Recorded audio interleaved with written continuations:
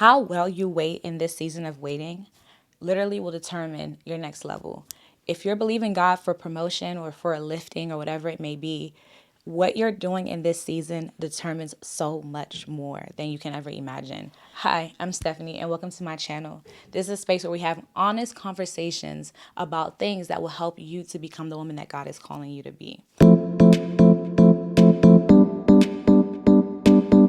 Trust in God is not an emotional thing. It's not a feeling. It's an intentional choice that we make to say, you know what? I am choosing to trust God. I am choosing that whatever He says concerning me is going to come to pass. It's choosing to believe that if this is what He has said concerning me, then it's going to happen. It's just a matter of time.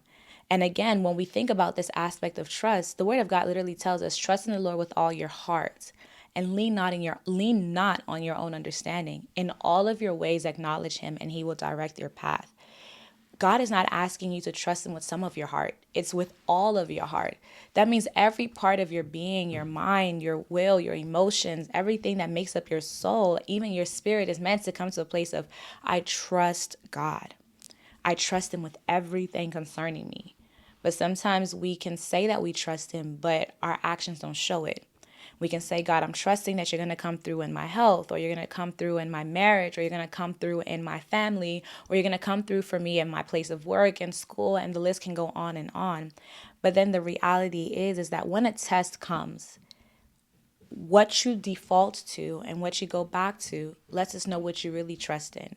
If in the midst of affliction or in the midst of trials and tribulations or things that have come to test your faith, you return back to your old ways, you return back to your old flings, you return back to old spaces, then that helps us to understand that what you're trusting isn't in God, it's in those habits.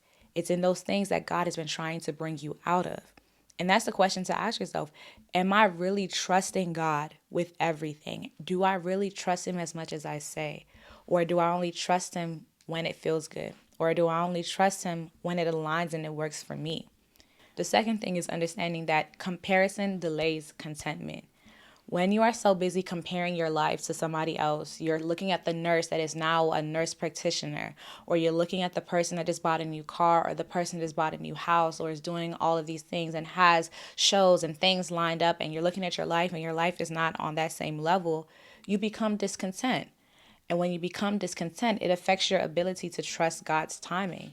It affects your heart from being able to come to a place of saying, God, you know what? I know that it will come by, it'll happen in your timing. But when we're not able to come to that place of true surrender and release to God, we're literally in a place where we're delaying ourselves and bringing ourselves into a place where we're lacking contentment. Comparison will always steal us from the very plan that God has for us. And the question you want to ask yourself, do I want to continue to be in this battle where I'm always comparing myself to everything that walks around me, that it will now cause me to miss out on the very things that God has for me? I want you to think about these things. And then the last thing is number 3, is that when it comes to this aspect of trusting God's timing, it's understanding that God prepares you before He promotes you. You cannot expect the Lord to promote you and to give you that new job, to give you that supervisory position, to give you the CEO. I believe that God qualifies the humble 100%.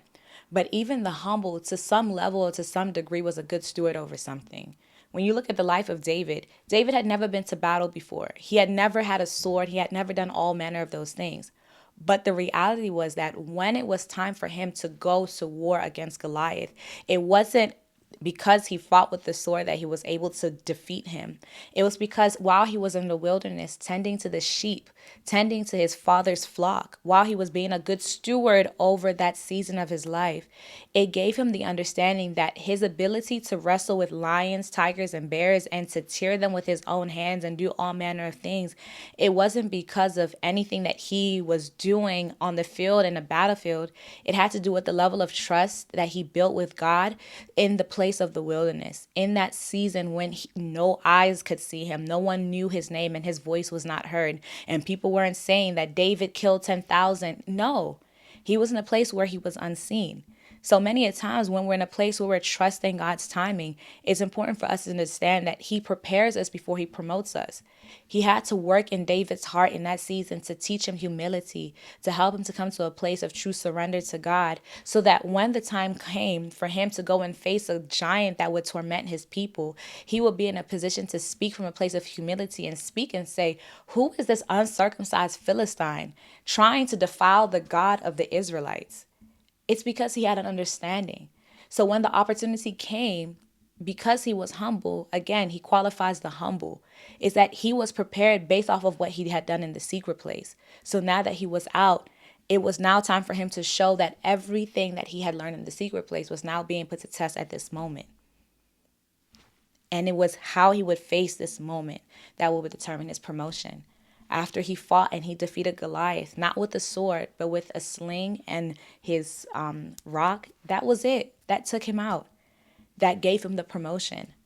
So it's not for us to sit here and say, God qualifies the humble and I should be lifted. No, what are you doing in the secret? What are you doing when nobody sees you? When nobody hears you? When your name isn't everywhere? How are you faithful with somebody else's vision? Because so many times we want to launch visions and do all of these great and amazing things, but you were never even faithful with somebody else's.